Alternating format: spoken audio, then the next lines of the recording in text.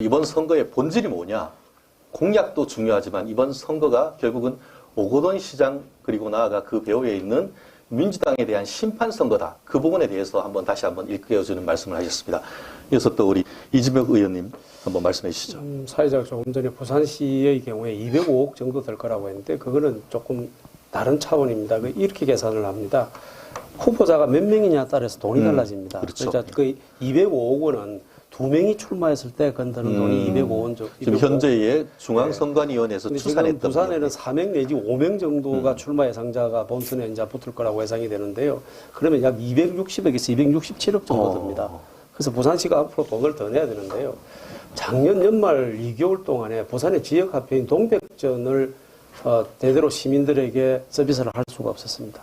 예산이 없어서 할 수가 없었죠. 그 소상공인들이 굉장히 고통을 당했습니다. 그걸 생각해 본다 그러면 이 260억에 가까운 돈은 굉장히 중요한 돈입니다.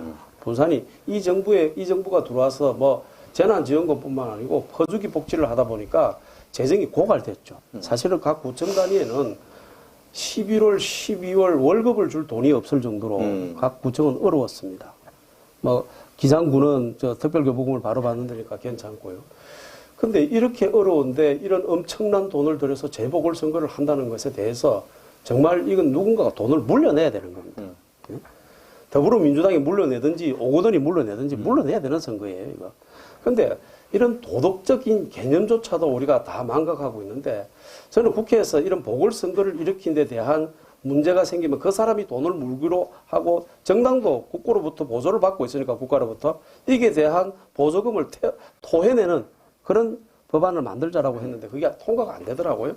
어쨌든 이런 부분들에 대해서 향후에라도 이런 뭐 조그마한 지자체 선거장, 구의원 선거 이런 거는 또 다른다 하더라도 강력자치단체장 같은 거는 비용이 천문학적으로 들지 않습니까? 이런 데 대한 시민의 혈세를 쓰는 혈세를 막 쓰지 못하도록 하는 제도적 장치도 꼭 필요할 것 같고요. 그리고 이번 보궐선거 뭐 규정을 하셨습니다만은 이 사람들이 이현주 의원도 조금 전에 이야기를 했지만은 자기들은 사실은 후보를 안 내려고 그랬잖아요. 문재인 대통령 시절에 문재인 대통령이 맞습니다. 대표 시절에 이 법을 만드는 거예요. 당헌단위를 만드는 거예요. 그래 놓고 대통령인데 언어를 했는지 안 했는지 모르겠지만 그냥 일방적으로 이낙연 대표가 한 것 같아요. 그러면 대통령 탈당해야죠. 자기가 당시에 만드는 법인데 이렇게 무시하는 정당, 그렇죠. 민주화하지도 못하고 약속도 못 지키는 정당이 무엇 때문에 대통령이 앉아 있어요? 탈당하고 국민을 위한 대통령으로 나는 거듭나야 된다고 생각하고 있습니다. 공당이 법을 만들어 놓고 약속을 안 지킨다 그러면 그 공당이기를 포기한 정당입니다. 더불어민주당은 제가 보기에는 자기들만을 위한 정당이지 국민의 정당은 저는 절대 아니다. 그래서 이제는 더불어민주당은 해산해야 된다. 대통령도 탈당해야 된다라는 생각을 가지고 있습니다. 이 사건으로 많은 일들이 벌어졌습니다. 그 어느 누구 한 사람 사과하는 사람 없고 그냥 눈치만 보고 있는 이런 사태를 보면서 부도덕한 정당이라는 것을 다시 한번 우리가 각인하는 그런 선거가 되었으면 좋겠다. 이런 말씀을 드리고 싶습니다.